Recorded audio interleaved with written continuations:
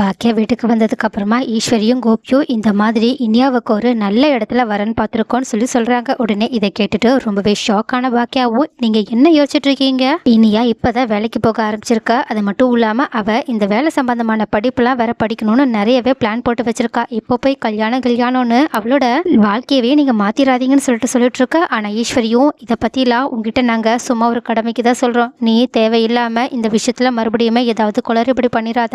எங்களுக்கு இனியாவோட வாழ்க்கைக்கு எது சரின்னு சொல்லிட்டு பார்த்து பண்ண தெரியும்னு சொல்றாங்க. இதை கேட்டுட்டு பாக்கியாவும், கண்டிப்பா இந்த கல்யாணம் நடக்காது, எனக்கு இனியாவை இப்பவே கல்யாணம் முடிச்சு கொடுக்கறதுல விருப்பம் இல்லைன்னு சொல்றாங்க. ஆனா ஈஸ்வரியும், உன்னோட விருப்பம் ஒன்றும் எங்களுக்கு தேவையே கிடையாது, இந்த கல்யாணத்தை கண்டிப்பா நாங்க நடத்தியே காட்டுவோம்னு சொல்லிட்டு சவால் விட்டுட்டு அங்கிருந்து கோபத்தோட கிளம்பி போறாங்க. அப்போ இதை பார்த்துட்டு பாக்கியா ரொம்பவே வருத்தத்தோட சோஃபால உட்காந்துருக்கா. அப்ப கரெக்டா அங்க வந்த செல்லியனும், என்னம்மா பிரச்சனை? அதான் நீங்க சொன்ன மாதிரியே படிக்கும்போது இனியாவுக்கு கல்யாணம் பண்ண வேண்டான்னு நானும் உங்களுக்கு துணையா தானே இருந்தேன். ஆனா இப்போ என்ன, இனியா ஒரு நல்ல வேலையில இருக்கா, ஏன் இதுக்கு மேல படிக்கணும்னு ஆசைப்பட்டாலும் அவ கல்யாணம் பண்ணி போனதுக்கு அப்புறமா படிக்கட்டுமே, அதுல அவங்க எந்த தடையும் சொல்ல மாட்டாங்க, ஏன்னா அவங்க ரொம்பவே நல்ல குடும்பம் மாதிரி தெரியுதுன்னு சொல்ல உடனே செல்லியன் கிட்ட பாக்கியாவும், உனக்கு அப்பனா இனியாவுக்கு உங்க அப்பாவும் உங்க பாட்டியும் பார்த்து யாரை செலக்ட் பண்ணிருக்காங்கன்னு தெரியுமான்னு கேட்க, உடனே செல்லியனும், ஆமாமா நல்லா தெரியும், அந்த குடும்பம் ரொம்ப பெரிய குடும்பம், ஏன் மிகப்பெரிய பணக்காரங்கமா, நல்லா நிறைய ஹோட்டல் வச்சு நடத்திட்டு இருக்காங்கன்னு சொல்றாங்க. அவங்க பேரு கூட சுதாகர்னு சொல்ல இதை கேட்டுட்டு ஷாக்கான பாக்கியாவும்,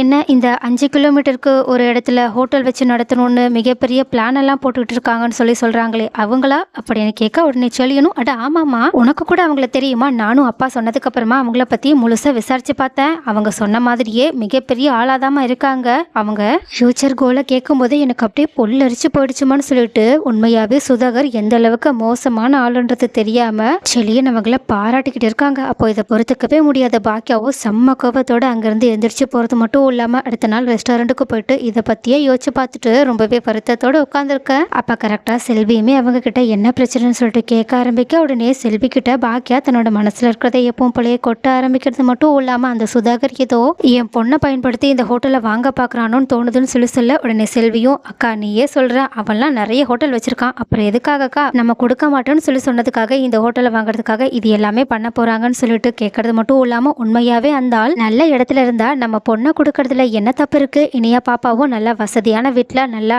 சந்தோஷமா வாழணும்னு எனக்கும் ஆசையா தாக்கா இருக்குன்னு சொல்லிட்டு, என்னதான் தன்னோட பையன் இனியாவை மனசார காதலிச்சிருந்தாலும் தன்னோட பையனுக்கு இனியாவை கட்டிக்கிற அளவுக்கு தகுதியும் கிடையாது, பணபலமும் கிடையாது, அதனால இனியா அவங்க குடும்பத்தோட விருப்பப்படி நல்ல இடத்துல வாழட்டும்னு சொல்லிட்டு ரொம்பவே பெருந்தன்மையோட பேசிட்டு இருக்கேன். அப்ப இதை கேட்டுட்டு பாக்கியா செல்வியை இன்னுமே பெருமையா நினைச்சது மட்டும் இல்லாம, இது இனியாவோட லைஃப்க்குமே நல்லதில்லை செல்வி, ஏன்னா அந்த ஆளு இந்த ஹோட்டல்ல வாங்குறதுக்காக என் வீடு வரைக்கும் வந்து எப்படியெல்லாம் பேசினா தெரியுமா? அவன் பேசினதுல இருந்து எனக்கு அவன்லாம் சரியில்லாத ஆளுன்னு தான் தோணுது, அதனால அந்த ஒரு குடும்பத்துல போய் என் பொண்ணு கஷ்டப்படக்கூடாதுன்னு நான் நினைக்கிறேன். ஆனால் என்ன, அத்தையும் கோபியும் அதை கொஞ்சம் கூட புரிஞ்சுக்கவே மாட்டேங்கிறாங்க, அவங்கள பொறுத்த வரைக்கும் பணம் இருந்தால் போதும்னு நினைக்கிறாங்கன்னு சொல்லிட்டு வருத்தத்தோட உட்காந்துருக்கா. அப்போ கரெக்டாக அங்கே பாக்கியா கொஞ்சம் கூட எதிர்பார்க்காதபடி ராதிகா அங்கே வந்து நிற்கிறாங்க. அது மட்டும் இல்லாமல் பாக்கியா இப்படி சோகமாக இருக்கதை பார்த்துட்டு, என்ன பாக்கியா பிஸ்னஸில் ஏதாவது பிரச்சனையா, உங்களுக்கு ஏதாவது உதவி வேணுமான்னு கேட்க, உடனே ராதிகாவை பார்த்த உடனே பாக்கியா தன்னோட சுகங்கள் எல்லாத்தையுமே மறைச்சிட்டு அவங்க கிட்ட சந்தோஷமா பேச ஆரம்பிக்கிறாங்க. ஆனால் ராதிகாவோ தன்னோட ஃப்ரெண்டு இப்போ சரியில்லையேன்னு சொல்லிட்டு சரியா புரிச்சுக்கிட்டு அவங்க கிட்ட, சொல்லுங்க பாக்கியா என்கிட்ட இருந்து என்ன மறைக்கிறீங்க, உங்களுக்கு என்ன பிரச்சனைன்னு கேட்க, உடனே பாக்கியாவும் கொஞ்சம் தயக்கத்தோட இருக்க. ஆனா செல்வியும் இந்த மாதிரி கோபி சாரும் அவங்க அம்மாவும் சேர்ந்து இனியாவுக்கு ஒரு வரன் பார்த்திருக்காங்க, அதை பத்தி தான் அக்கா சோகத்தோட பேசிட்டு இருக்காங்கன்னு சொல்ல உடனே பாக்கியா, நீங்க எதுக்காக இதுல சோகமா இருக்கணும், இனியாவுக்கு இப்பதான் படிப்புலாம் முடிச்சு நல்ல வேலைக்கு கூட போயிட்டேன்னு சொன்னீங்கல்ல, அப்புறம் என்ன கல்யாணம் தானே சந்தோஷமா பண்ணி வைக்கலாம்ல அப்படின்னு கேட்க. ஆனா பாக்கியாவும், இல்ல எனக்கு என்னமோ அந்த சம்பந்தம் சரி வராதுன்னு தோணுதுன்னு சொல்லிட்டு இந்த மாதிரி சுதாகரை பத்தியும் அவங்க தன்னோட ரெஸ்டாரண்ட்டுக்கு வந்து பிரச்சனை பண்ண எல்லா விஷயத்தையுமே சொல்றது மட்டும் இல்லாம, இப்ப கூட அவசரமா இனியாவுக்கு கல்யாணம் பண்ணணும்னு நினைக்கிறதுக்கான காரணமே வேறன்னு சொல்லிட்டு அவங்களும் ஓப்பனா செல்வியோட பையனை இனியா காதலிச்ச விஷயத்த பத்தி எடுத்து சொல்லிட்டு, அதுக்காக செல்வியோட பையனை எப்படியெல்லாம் தன்னோட வீட்டில் இருக்கவங்க அசிங்கப்படுத்தினாங்கன்னு எல்லா விஷயத்தையுமே சொல்றாங்க. அது மட்டும் இல்லாம தன்னோட பையன் கூட ஆகாஷோட கையெல்லாம் உடைச்சி ரொம்பவே பிரச்சனை பண்ண விஷயத்த சொல்ல, இதை கேட்டுட்டு ராதிகா ரொம்பவே ஷாக் ஆனது மட்டும் இல்லாம செல்வி கிட்ட, என்ன செல்வி இவ்வளோ நடந்திருக்கு, என்கிட்ட ஒரு வார்த்தை கூட சொல்லலையேன்னு சொல்லிட்டு கோபி இப்படி இருப்பாங்க நான் கொஞ்சம் கூட எதிர்பார்க்கவே இல்லை. அவங்க என்னை எப்படி உருகி உருகி காதலிச்சாங்க தெரியுமா? ஆனா அந்த ஆளா இப்போ தன்னோட குழந்தைங்களோட காதலியை ஏத்துக்காம இருக்காங்களான்றது எனக்கு ரொம்பவே ஆச்சரியமா இருக்குன்னு சொல்ல. ஆனா செல்வியும் இவங்க இப்போ காதலுக்கு எதிர்ப்பு தெரிவிக்கல, ஸ்டேட்டஸ்க்கு தான் எதிர்ப்பு தெரிவிக்கிறாங்க. ஒருவேளை இனியா பாப்பா மட்டும் நல்ல பணக்கார பையனா பார்த்து காதலிச்சிருந்தா கண்டிப்பா வீட்டில் இருக்கவங்க எல்லாருமே எந்த ஒரு மறுப்புமே தெரிவிக்காம அவங்கள சந்தோஷமா சேர்த்து வச்சிருப்பாங்க.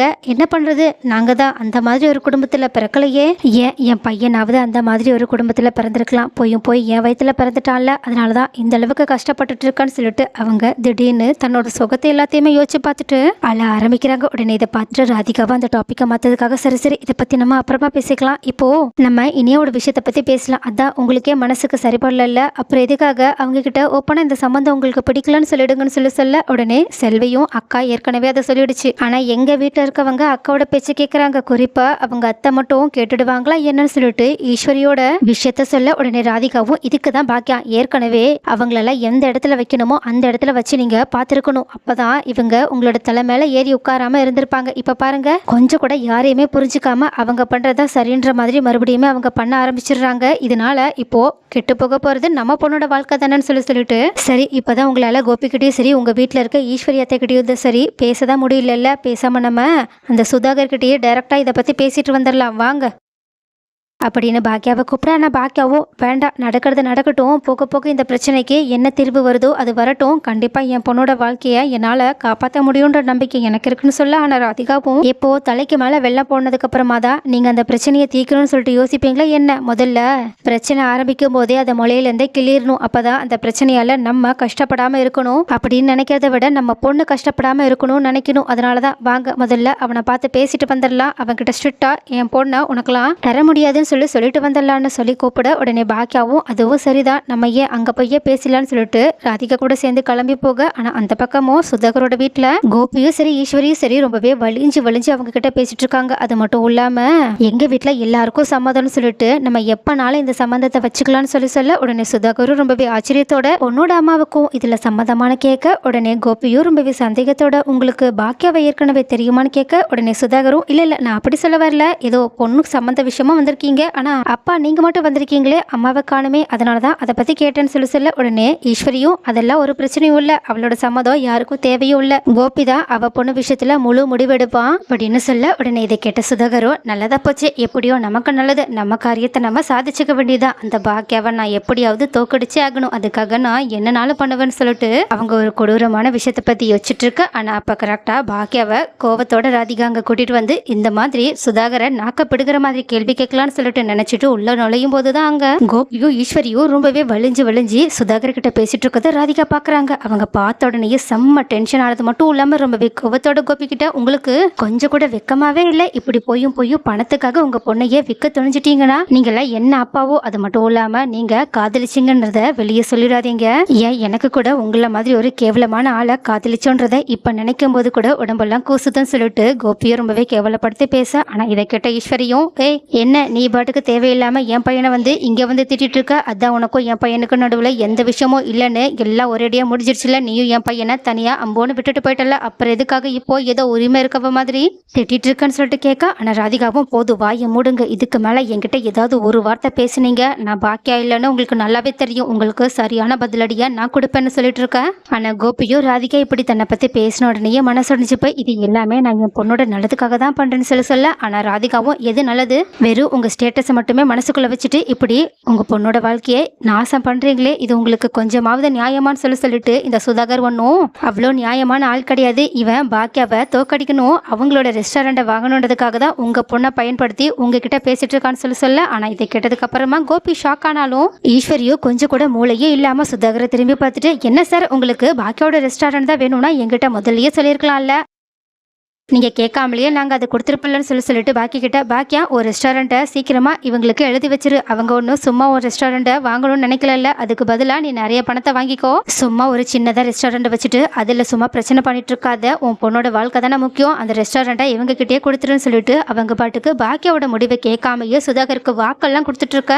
அப்ப இதை கேட்டுட்டு பாக்கியா செம்ம டென்ஷனோட ரொம்பவே கோவத்தோட ஈஸ்வரி கிட்ட பேசுறதுக்காக போறாங்க. சோ கைஸ் நீங்க என்ன நினைக்கிறீங்க, இப்பயாவது பாக்கியா ஈஸ்வரிக்கு சரியான பதிலடியை கொடுத்து அவங்கள ஒரேடியா அடக்குவாங்களா இல்லையா? அப்படி ஒரு விஷயத்த பாக்கியா எப்பதான் பண்ண போறாங்க? உங்களோட கருத்துக்கள் என்னன்றத கமெண்ட்ல சொல்லுங்க.